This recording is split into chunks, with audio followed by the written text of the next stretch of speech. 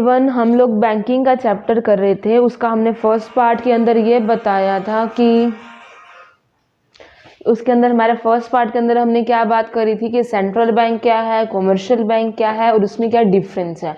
अब उसी को ही आगे हम कंप्लीट कर रहे हैं। तो उसके अंदर जो हमारा टॉपिक है वो क्या है, control of money supply by the central bank, कि सेंट्रल बैंक कैसे कंट्रोल करता है हमारी मनी सप्लाई को। ठीक है, तो किस तरीके से करता है हम उसके बारे में बात करेंगे। ये किसके अंदर आता है, हमारी मॉनेटरी पॉलिसी के अंदर आता है। हमारी इकोनॉमिक पॉलिसी है जो गवर्नमेंट बनाती है, उसी का ही एक पार्ट है हमारी मॉनेटरी पॉलिसी। तो उसी के बारे में बताया गया। मॉनेटरी पॉलिसी का दूसरा नाम क्या है, बायमन पॉलिसी। क्यों, क्योंकि हर 2 महीने के बाद ये हमारी पॉलिसी क्या होती है, अपडेट होती है। होती क्या है, मॉनेटरी पॉलिसी किसका पार्ट है, हमारे इकोनॉमिक पॉलिसी का, किसके, जो गवर्नमेंट की है। इसके अंदर क्या क्या चीज़ हम इंक्लूड करते हैं, हमारी सप्लाई ऑफ मनी को लेकर चल रहे हैं हम लोग, क्रेडिट पॉलिसी को लेकर चल रहे हैं, क्या हमारा रेट ऑफ इंटरेस्ट होगा, ये सारी बातें हम किसके अंदर इंक्लूड करते हैं, हमारी मॉनेटरी पॉलिसी। और उसको फॉर्मुलेट और एग्जीक्यूट कौन करता है, हमारा आरबीआई। क्यों, अभी हमने क्या बात करी, कंट्रोल मनी सप्लाई की कौन कर रहा है, सेंट्रल बैंक। सेंट्रल बैंक कौन सा है, हमारा आरबीआई है ना, हमारा सेंट्रल बैंक। तो यहाँ पर फॉर्मुलेट और एग्जीक्यूट कौन करेगा, हमारा आरबीआई। ठीक है ना। अब मॉनेटरी पॉलिसी ये तो पता चल गया, ये बाय मंथली पॉलिसी होती है, हर 2 महीने बाद आती है। इसको हमने आगे फर्दर 2 पार्ट के अंदर क्या कर दिया, डिवाइड कर दिया। किस किस के अंदर, क्वांटिटेटिव और क्वालिटेटिव। क्वांटिटेटिव का मतलब क्या होता है और क्वालिटेटिव का मतलब क्या होता है। क्वांटिटी का मतलब जिसको हम क्वांटिटी में प्रॉपर तरीके से मेजर कर सकते हैं। जैसे इसके अंदर हम पढ़ेंगे बैंक रेट, हम बोल सकते हैं ना इतने परसेंट से इतने परसेंट, सीआरआर, एसएलआर, हम सारे इसके बारे में पढ़ेंगे। किसके अंदर, हमारे क्वांटिटेटिव।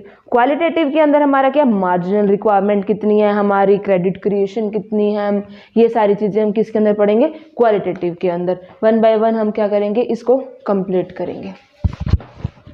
हाँ जी, हम क्या पढ़ रहे थे, इंस्ट्रूमेंट पढ़ रहे थे किसके, मॉनेटरी पॉलिसी की। आप लोगों ने 2 बात करी थी, क्वांटिटेटिव की और क्वालिटेटिव की। अब हम स्टार्ट क्या कर रहे हैं, हमारा क्वांटिटेटिव। क्वांटिटेटिव इंस्ट्रूमेंट होते कौन से हैं, देखो उन्होंने क्या बोल रखा है, क्वांटिटेटिव इंस्ट्रूमेंट क्या है, हमारी मॉनेटरी पॉलिसी की इंस्ट्रूमेंट है, जिसके अंदर हम फोकस करते हैं क्या, ओवरऑल सप्लाई ऑफ मनी के ऊपर, कि हमारे इकोनॉमी में किस तरीके से सप्लाई को बढ़ाना है या कम करना है, इन्फ्लेशन में क्या करना है और डिफ्लेशन में हमें किस तरीके से स्टेप उठाने हैं। इसी के अकॉर्डिंग आरबीआई क्या करते हैं, हमारे बहुत सारे जो रेट हैं वो डिसाइड करती है, उसी हिसाब से हम डिपेंड करते हैं। सबसे पहले हम जो बात कर रहे हैं वो बात कर रहे हैं हमारे बैंक रेट की। तो बैंक रेट क्या बोल रखा है, bank rate also refers to the क्या, हमारा रेट ऑफ इंटरेस्ट है।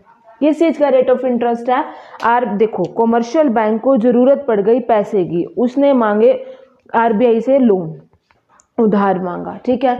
और जो उधार मांगेगा तो क्या आरबीआई उसको फ्री का दे देगा, नहीं, कुछ ना कुछ तो रेट ऑफ इंटरेस्ट वो रखेगा ना।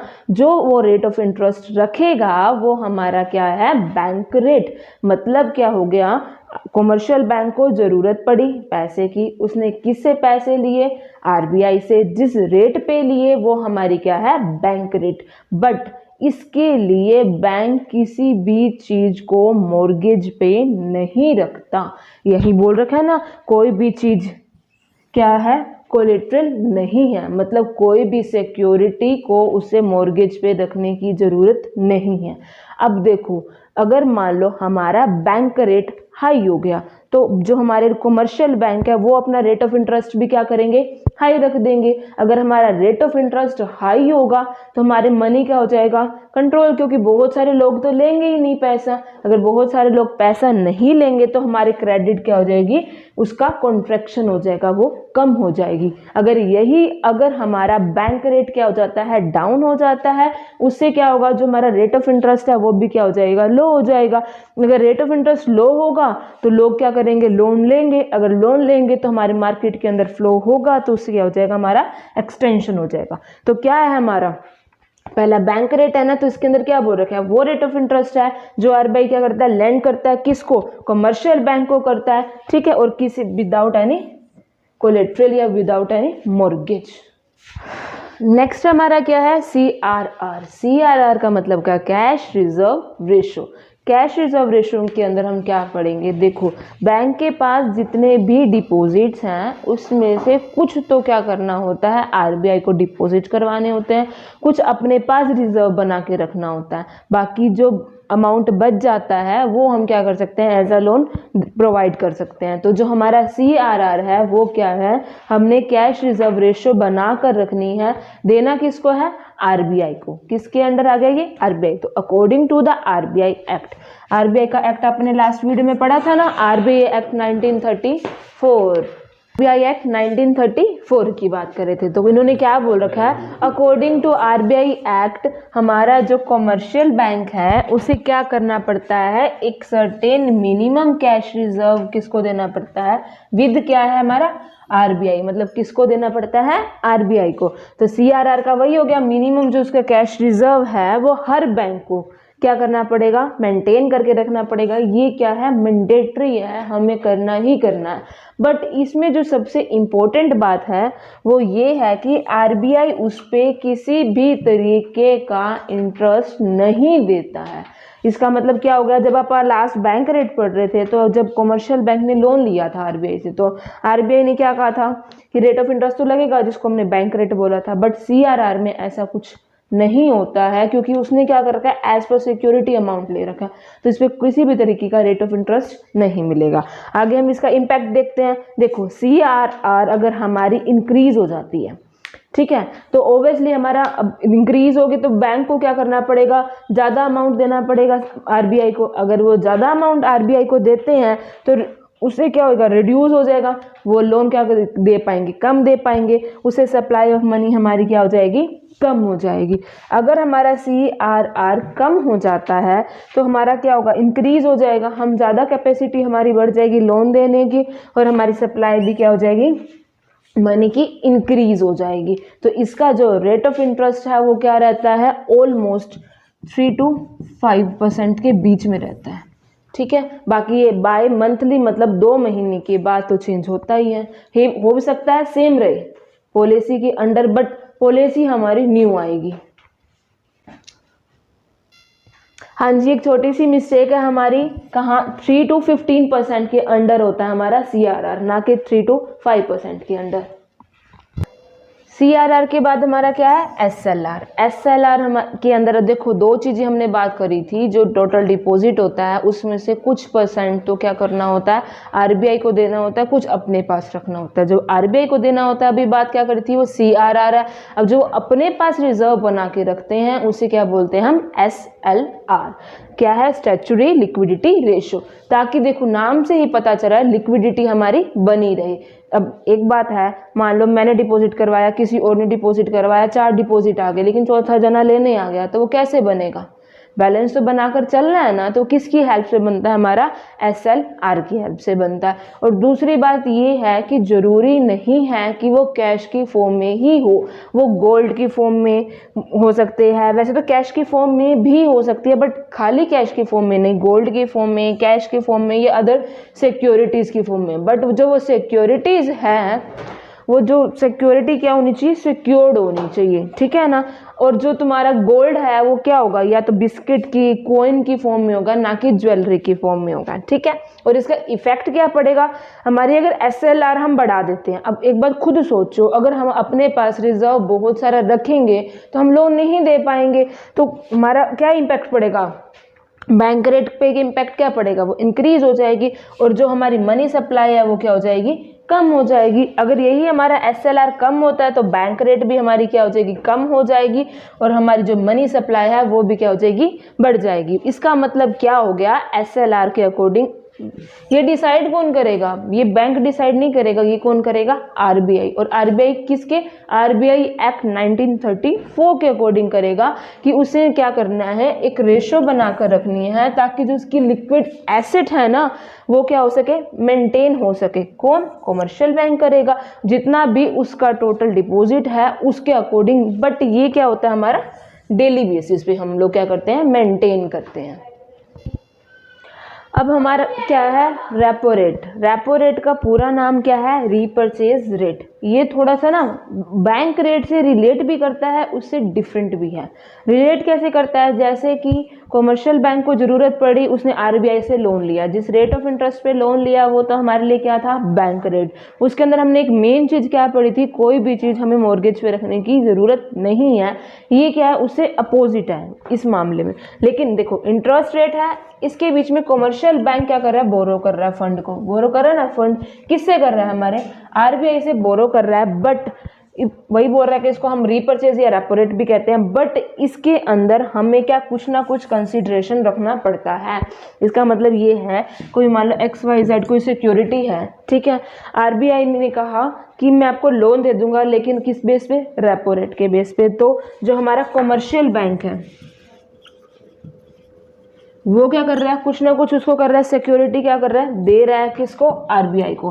मतलब दे क्या रहा है, as a form of sale कर रहा है वो सिक्योरिटी, और उसके बदले में उसने क्या कर दिया, उसको क्या दे दिया, कैश दे दिया। मतलब क्या दे दिया, फाइनेंस दे दिया, कैश दे दिया, मतलब जो भी है लोन वगैरह दे दिया। बट कुछ टाइम बाद अब क्या करेगा, आरबीआई कहेगा अगर तुम्हारे को चाहिए तो आरबीआई रिटर्न कर देगा किसको, कॉमर्शियल बैंक को, वो सिक्योरिटी, और जो भी उसके ऊपर बेनिफिट होगा वो उसको क्या कर देगा, प्रोवाइड करवा देगा। तो है तो एक तरीके का लोन ही, तो वही हो गया ना, कॉमर्शियल बैंक को पैसे की ज़रूरत थी, उसने आरबीआई को कह दिया कि मेरे को पैसे की ज़रूरत है, आरबीआई ने उसको दे दिया एज अ लोन, बट क्या करके, एज अ सिक्योरिटी सेल करके। और जब हमारा टाइम पीरियड कंप्लीट हो गया तो आरबीआई उसको वो सिक्योरिटी क्या कर देगा, रिटर्न कर देगा। क्लियर हुआ। अब नॉर्मल सी बात है, रेपो रेट अगर मेरी ज़्यादा होगी, उस पर रेट ऑफ इंटरेस्ट ज़्यादा होगा, तो हमारे क्या इम्पैक्ट पड़ेगा, डिक्रीज हो जाएगी। और रेपो रेट का इंटरेस्ट अगर कम होगा तो वो क्या हो जाएगी, हमारी इंक्रीज हो जाएगी, क्या हो जाएगा, एक्सपेंशन हो जाएगा।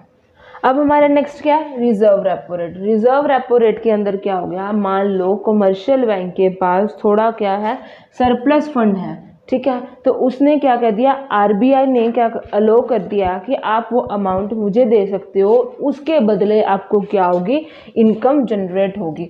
अब देखो यही बोला था ना, reverse repo rate refers to the, वो आपका रेट ऑफ इंटरेस्ट होता है, मतलब जिस रेट ऑफ इंटरेस्ट के ऊपर जाएगा, जो कॉमर्शियल बैंक के पास क्या है, डिपॉजिट क्या है, सरप्लस के अंदर है, ठीक है। और आरबीआई क्या कर रहा है, उसको अलो कर रहा है, कह रहा है कि आप मुझे दे सकते हो, और उससे क्या होगी, आपकी कुछ ना कुछ इंटरेस्ट पर इनकम जनरेट होगी, मतलब आपकी इनकम क्या होगी, जनरेट होगी। अब नॉर्मल सी बात है, अगर आपका रिजर्व रेट जो है, रिवर्स रेपो रेट जो आपकी फॉल है, मतलब कम आपको मिल रहा है, तो आप क्या करोगे, मार्केट के अंदर देना ज़्यादा पसंद करोगे, तो आपकी सप्लाई ऑफ मनी क्या हो जाएगी, बढ़ जाएगी। अगर मान लो तुम्हारा रिवर्स रेपो रेट की रेट है वो हाई है, तो आपकी जो सप्लाई ऑफ मनी है मार्केट के अंदर वो क्या हो जाएगी, कंट्रोल हो जाएगी। जो नेक्स्ट है वो है open market operation. Open market operation के अंदर क्या होता है, जब क्या है, हमको नीड है पैसे की, तो क्या करेंगे, हम बाय एंड सेल कर देंगे किसको, सिक्योरिटी को। कहाँ पर बाय और सेल किया जाता है सिक्योरिटी को, ओपन मार्केट के अंदर। किसके द्वारा, आरबीआई के द्वारा, ठीक है, जिसको कंट्रोल और क्या करने के लिए, मैनेज करने के लिए क्रेडिट को। जैसे मान लो हमारे नेशनल सेविंग सर्टिफिकेट है, ठीक है, हमारे जो नेशनल सेविंग सर्टिफिकेट है ना, अब हम लोग गवर्नमेंट ने क्या कर दिया, इशू कर दिया। वैसे तो कंट्रोल आरबीआई कर रहे हैं, गवर्नमेंट के बिहाफ पे हम कर रहे हैं, तो हमारे लिए तो गवर्नमेंट ने करा, तो गवर्नमेंट ने हम क्या कर दिया, नेशनल सेविंग सर्टिफिकेट इशू कर दिए। लोगों ने क्या कर लिया, उसको परचेज कर लिया। अब लोगों ने परचेज किया तो लोगों का पैसा तो क्या हो गया, चला गया, तो वो क्या, मार्केट के अंदर मनी का फ्लो होगा, कंट्रोल हो जाएगा। अगर हम सेल कर देते हैं, ठीक है, अगर हम सेल करेंगे तो क्या हो जाएगा, उनके पास पैसा आ जाएगा। तो वही चीज़ है, हम लोग क्या कर रहे हैं, ओपन मार्केट ऑपरेशन के अंदर काम कर रहे हैं। देखो अगर हम सेल कर देते हैं सिक्योरिटी को, तो हमारे रिड्यूस हो जाएगा कैपिटल, जो हमारी क्रेडिट क्रिएशन की कैपेसिटी है वो क्या हो जाएगी, रिड्यूस हो जाएगी। वो रिड्यूस हो जाएगी तो मनी की जो सप्लाई है वो भी क्या हो जाएगी, रुक जाएगी। वही है, अगर आप लोग परचेज कर रहे हैं तो इंक्रीज हो जाएगी, अगर इंक्रीज होती है तो मनी की सप्लाई भी आगे क्या होती है, तुम्हारी इंक्रीज हो जाती है, ठीक है। अभी तक हम किसकी बात कर रहे थे, क्वांटिटेटिव की। अब हमारा जो नेक्स्ट आया है वो हमारा क्या है, क्वालिटेटिव। तो क्वालिटेटिव किस पर है, इसके अंदर हम किस चीज़ को इंक्लूड करके चलते हैं, तो क्या बोल रखे, एक ऐसा इंस्ट्रूमेंट है जिसके अंदर हम फोकस कर रहे हैं जो हमारा इंक्रीज एंड डिक्रीज हो रहा है, किसका, फ्लो ऑफ क्रेडिट का, उस वो सप्लाई की बात कर रहे थे, ये किसकी बात कर रहे हैं, फ्लो ऑफ क्रेडिट को लेके चल रहे थे, किस पे, स्पेसिफाइड एरिया को लेकर, ठीक है ना। तो इसके अंदर जो हमारा पहला है वो है मार्जिन रिक्वायरमेंट। एक एग्जांपल लेके चलो, मान लो कि मेरे को लोन चाहिए, ठीक है, लोन के लिए मेरा हाउस था, मैंने हाउस अपना क्या करके मॉर्गेज पे रखा, अगर उसकी वैल्यू है करोड़ में है, मतलब 1 करोड़ है, तो मुझे 1 करोड़ या उससे ऊपर का लोन नहीं मिलेगा, उससे क्या मिलेगा, नीचे का ही लोन मिलेगा। तो यही तो है कि उनके बीच में क्या होना चाहिए, थोड़ा सा मार्जिन होना चाहिए, यही तो है मार्जिन रिक्वायरमेंट। तो क्या बोल रखा है, जो करंट वैल्यू है किसकी, हमारी सिक्योरिटी की, जो हम ऑफर कर रहे हैं फॉर अ लोन, जो हमारी सिक्योरिटी की वैल्यू है उसमें से हम माइनस करें वैल्यू ऑफ लोन जनरेटेड। जैसे मैंने अभी बोला कि 1 करोड़ का हमारा था, तो वो तो उसकी वैल्यू होगी, तो उससे कम का हम लोगों ने लोन दिया ना, जो बीच का मार्जिन था वो हमारा क्या है, मार्जिन रिक्वायरमेंट। तो देखो यही बोल रखा है, margin requirement is the percentage of, क्या जो हम रख रहे हैं हमारी सिक्योरिटी मॉर्गेज के ऊपर, और किसकी, इन्वेस्टर की, जो उसके बदले जो भी हम पे कर रहे हैं उनके बीच का जो भी हमारा डिफरेंस है वो हमारा क्या है, मार्जिन रिक्वायरमेंट है। तो उसके बाद देखो, अगर मार्जिन रिक्वायरमेंट हमारा बढ़ जाता है तो हमारा क्या हो जाएगा, मनी सप्लाई कम हो जाएगी। अगर हमारा मार्जिन रिक्वायरमेंट कम हो जाता है तो हमारी जो मनी सप्लाई है वो क्या हो जाएगी, ज़्यादा हो जाएगी। तो ये हमारा क्या था, क्वांटिटेटिव का पहला मार्जिन रिक्वायरमेंट। नेक्स्ट हमारा क्या है, राशनिंग ऑफ क्रेडिट। अब देखो हम लोग इसके अंदर क्या कर रहे हैं, एक कोटा डिसाइड कर रहे हैं, ठीक है, कि अब जो हमारे बिजनेस की अलग अलग एक्टिविटीज़ हैं तो उस पर हमारा लोन भी डिफरेंट होगा। तो अब आरबीआई ने क्या करा, एक फिक्स्ड कर दिया हमको, जो उसने फिक्स्ड कर दी लिमिट, ना ही हम उससे ऊपर जा सकते हैं ना ही हम उससे नीचे आ सकते हैं। तो rationing of credit refers to, क्या करा, फिक्सेशन कर दी किस चीज़ का, क्रेडिट का कोटा, कि हम किस हिसाब से देंगे लोन, ठीक है। और डिफरेंट बिजनेस एक्टिविटीज़, मतलब एक्टिविटीज़ के हिसाब से अब हमने लोन को डिवाइड कर दिया। और ये डिवाइड किसने करा, आरबीआई ने। अब आरबीआई ने फिक्स कर दिया, और जो अलग अलग एक्टिविटीज़ को लेकर ना ही हम उससे ऊपर जा सकते हैं, मतलब ना ही उससे एक्सीड कर सकते हैं, ना ही उस लिमिट से नीचे जा सकते हैं। अब नॉर्मल सी बात है, अगर किसी चीज़ का अगर कोटा क्या हो जाएगा, इंक्रीज हो जाएगा, या कोटा हम डिसाइड कर देंगे तो उससे हम क्या, हमारी सप्लाई क्या हो जाएगी, रुक जाएगी, डिक्रीज हो जाएगी ना। अब कमर्शियल बैंक भी डिक्रीज कर देगा सप्लाई, तो उसके बाद सप्लाई ऑफ मनी भी ऑटोमेटिकली क्या हो जाएगी, कम हो जाएगी। अगर हम विड्रॉल कर लेते हैं, मतलब हमने कोटा डिसाइड नहीं कर रखा, तो उससे क्या हो जाएगा, इंक्रीज हो जाएगी सप्लाई बाय क्रेडिट बाय किसका, कमर्शियल बैंक से, और इंक्रीज हो जाएगी सप्लाई ऑफ मनी, हमारी इंक्रीज हो जाएगी। जी, जो हमारा सबसे लास्ट है अब इसके अंदर वो क्या है, मोरल सुएशन। अब इसके अंदर क्या है, कई बार जो हमारा आरबीआई है वो कहता है कमर्शियल बैंक को कि हमारे ये रूल्स एंड रेगुलेशंस को फॉलो करो, लेकिन कमर्शियल बैंक नहीं मान रहा। अगर जैसे उन्होंने कहा इन्फ्लेशन या डिफ्लेशन को मुझे कंट्रोल करना है तो तुम्हें ये चीज़ करनी चाहिए या ये चीज़ मानो, लेकिन जो हमारा कमर्शियल बैंक है उस चीज़ को नहीं मान रहा, तो सबसे पहले तो क्या करेंगे, उसके ऊपर प्रेशर डालेगा।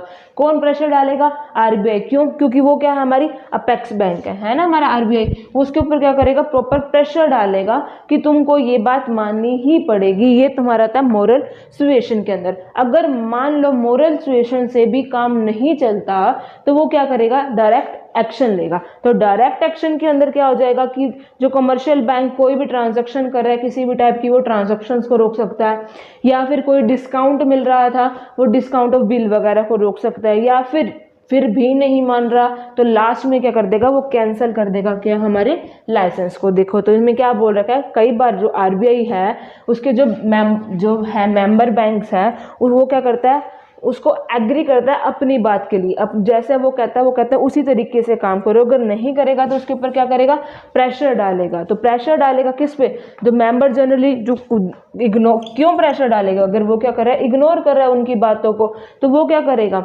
अपने आप को शो करेगा ना कि मैं क्या हूँ, फादर ऑफ बैंक हूँ या अपेक्स बॉडी हूँ, तो मेरी हमारी बात माननी पड़ेगी। तो अगर वो फिर भी नहीं मानते हैं तो वो हम क्या लेंगे, डायरेक्ट एक्शन ले लेंगे। अब हमारा क्या लास्ट टॉपिक रहेगा इस चैप्टर का, वो क्या है, मनी क्रिएशन, कि मनी क्रिएशन कैसे करता है, कौन मनी क्रिएशन करेगा, कंट्रोल कौन करता था, आरबीआई क्रिएशन कौन करेगा, हमारा कमर्शियल बैंक। तो कमर्शियल बैंक किस तरीके से मनी की क्रिएशन करता है, तो मनी क्रिएशन होता क्या है, उसका प्रोसेस कैसे है, या कह सकते हैं क्या उसका प्रोसीजर है, अब उसके बारे में हम स्टडी करें। तो सबसे पहले हमारा क्या, मनी क्रिएशन। तो मनी क्रिएशन क्या होगी, एक प्रोसेस होगी जिसके अंदर हम ये देखते हैं कितनी हमारी मनी सप्लाई है, कहाँ, हमारी कंट्री के अंदर, ठीक है, या कह सकते हैं कितना हमारा मॉनेटरी सिस्टम कैसा है हमारा कंट्री के अंदर। तो यही बोल रखा है मनी सप्लाई रेफर्स टू क्या है, कितना टोटल मनी अवेलेबल है किसके पास, पब्लिक के पास, ठीक है, एट द टाइम, मतलब इस टाइम, एक साल के अंदर, एक इकोनॉमिक पीरियड के अंदर कितना हमारी मनी सप्लाई हो रही है। तो हम क्या देखेंगे कि लोगों के पास कितना पैसा है। अब लोगों में हमने किस किस को, मतलब पब्लिक में हमने किस किस को इंक्लूड कर रखा है, हमारे हाउस होल्ड को इंक्लूड कर रखा है, हमारी फर्म्स को या हमारे इंस्टीट्यूशंस वगैरह हो गए उसको कर रखा है, और अदर देन में हमने क्या ले रखा है, हमारे बैंक्स और हमारे क्या है, तो मतलब इनको इंक्लूड नहीं कर रहे हैं इसके अंदर। हमारे मनी क्रिएशन के अंदर हम कुछ अजम्पशंस लेके चल रहे हैं कि किस तरीके से हम कैलकुलेट करेंगे। तो उसमें सबसे पहली अजम्पशन तो क्या है कि जितनी भी ट्रांजैक्शंस होंगी वो क्या होंगी, बैंक में होंगी, और साथ साथ मतलब इवन 1 रुपये की भी ट्रांजैक्शन होगी तो वो भी क्या होगी, हमारे बैंक में होगी। और दूसरी चीज़ इसके अंदर क्या बोल रखी है, जो सारे बैंक्स हैं वो क्या है, 1 यूनिट है, मतलब किसी भी आप बैंक में डालो तो वो सारे आपस में क्या है, एक ही यूनिट है, ठीक है। तो फर्स्ट अजम्पशन देखो, ऑल बैंक्स आर 1 यूनिट, सबकी क्या है, 1 यूनिट है। दूसरे क्या, all transactions are in a bank, तो सारी की सारी ट्रांजैक्शंस क्या होंगी, बैंक में होंगी। ये समझाने के लिए ले रखी है, जो रेशो है हमारी लेके चलेंगे ना, आरबीआई ने कितने डिसाइड करिए, तो LRR हमारी क्या है, 20% है। कईयों के में CRR को लिया गया, लेकिन एक्चुअल में जब हम रेशो लेके चलेंगे वो किसको लेके चलेंगे, LRR को। क्यों, क्योंकि इसके अंदर CRR और SLR दोनों के दोनों आ जाता है। अभी आप लोगों ने ये चीज़ पढ़ी थी ना कि दोनों को हम रिड्यूस करने के बाद जो बाकी अमाउंट बचता है वो हमारा क्या होता है, लोन वाला होता है। जैसे अपन एग्जांपल लिया था कि मान लो 1000 रुपीज़ हैं, उसमें से CRR भी जाएगी, SLR भी जाएगी, जो अमाउंट बचेगा, इसीलिए यहाँ पर मैंने क्या यूज़ करा है, CRR। तो यहाँ अज्यूम किया गया कि वो क्या है, हमारी 20% है, और डिमांड डिपॉजिट हमारा क्या है, 1000 है। अब जर्नली ये देखो, जो हमारा डिपॉजिट है वो 1000 है, LRR हमारा हमने दोनों को ऐड करके 20% है जब हमने बोल दिया, तो 1000 अगर हमारा है उसका अगर हम 20% करेंगे तो हमारा क्या निकलेगा, हाँ जी 20% अगर आप निकालोगे तो आपका क्या अमाउंट निकलेगा, 200 निकलेगा। उसमें से 800 आप क्या दे सकते हो, लोन में दे सकते हो। वही चीज़ यहाँ बोल रखी है, 1000 रुपये है, उसका 20% हम निकाल रहे हैं, हमारा 200 निकल रहा है। बाकी जो अमाउंट हमारा बचा हुआ है 800 हम क्या कर रहे हैं, लोन में दे रहे हैं। एज ए सेम, अब 800 हम लोन में दे रहे हैं, 800 अब वो तो मैंने करा था, मान लो एक पर्सन, अब दूसरा पर्सन डिपॉजिट करवा रहा है। क्यों, क्योंकि हमने कहा सारे के सारे बैंक एक हैं, और सारी क्या होगी, ट्रांजेक्शन किसके अंदर होगी, हमारी बैंक्स के अंदर होगी। तो एक पर्सन ने अगर मान लो लिया तो उसका जितना अमाउंट होगा वो कहाँ जाएगा, बैंक में जाएगा। क्यों बैंक में जाएगा, क्योंकि सारी ट्रांजैक्शन बैंक में होनी है। तो 800 हमारी क्या होगी, ट्रांजैक्शन होगी, उसका अगर मैंने 20% रख दिया, 160 है ना, तो बाकी बचा अमाउंट क्या कर सकती हूँ, मैं लोन पे दे सकती हूँ। वही आ गया ना, देखो 1000 था, उसमें से हमारा जो 20% LRR था उसका हमने लोन दिया 800, वही अगर हम 800 आगे क्या हो गया, हमारा डिपॉजिट हो गया, उसका 20% रखा 160, बचा के हमारे पास 640। अब वही अमाउंट हमारा कहाँ जाएगा, यहाँ जाएगा, उसका 20% हम लोग निकाल लेंगे, बाकी बचा हमारा क्या हो जाएगा, लोन में। ऐसे ही हमारा प्रोसेस चलेगा। जो हमारा 1000 था ना डिपॉजिट, वो किस में कन्वर्ट हो जाएगा, 5000 के अंदर। और जो हमारा LRR हमारा था ना, जितना मतलब 20% जो हमारा डिपॉजिट था ना, उतना ही तो हम रिजर्व रख लेंगे। तभी तो जब भी कोई मर्जी बैंक में आता है हमें अमाउंट मिल जाता है ना, जिसका डिमांड डिपॉजिट होता है, तो उसी टाइम मिल जाता है ना। देखो सेम, उसके बाद लोन पे उसने क्या दे दिया, 4000 का उसका क्या हो गया, लोन, क्योंकि डिपॉजिट क्या हो गया टोटल 5 का, इन दोनों को मिला दोगे तो आपका ये 5 ही तो बन रहा है। बट तुम्हें पता कैसे चला, ये तो शॉर्ट फॉर्म कर दी। पता कैसे चला, ये पता चला हमारा, वैसे तो हम पूरा प्रोसेस करेंगे तो भी पता चल जाएगा, लेकिन एक टर्म आती है मनी मल्टीप्लायर, कि कितने टाइम में हमारी मनी क्या हो जाएगी, मल्टीप्लाई, कितनी गुनी हो जाएगी। उसका फॉर्मूला क्या हो गया, 1 में LRR। हमने क्या लिया, 20% लिया था ना। अगर 20% का करोगे तो 100 में 20 करोगे तो क्या होगा, 5। तो कितना हो गया, 5 गुना। कैसे, 1000 था ना, 1000 का 5 गुना क्या हो गया, 5000। आ गया ना। यही चीज तुम्हारी क्या है, मनी मल्टीप्लायर। ये सारा जो प्रोसेस है ये तुम्हारा क्या है, मनी क्रिएशन का। अब तुम्हारे सारे टॉपिक इस चैप्टर के कंप्लीट हो गए। सबसे पहले हमने कमर्शियल बैंक और सेंट्रल बैंक में डिफरेंस पढ़ा था, उसका मीनिंग पढ़ा था, वो हमारी फर्स्ट पार्ट के अंदर था। उसके बाद हम लोगों ने मॉनेटरी पॉलिसी पढ़ी। मॉनेटरी पॉलिसी के अंदर क्वांटिटेटिव क्वालिटेटिव के बारे में पढ़ा, और अब हमने क्या पढ़ा, मनी क्रिएशन।